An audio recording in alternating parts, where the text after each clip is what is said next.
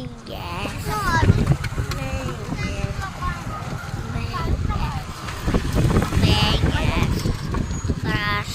Vegas. Yes.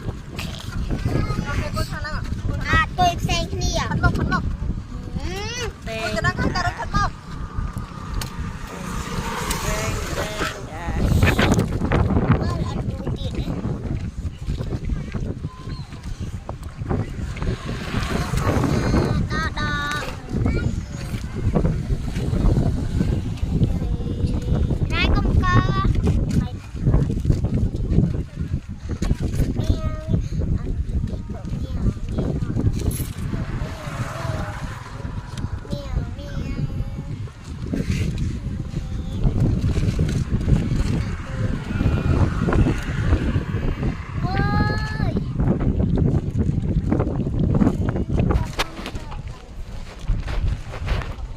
Mất thăm ở đâu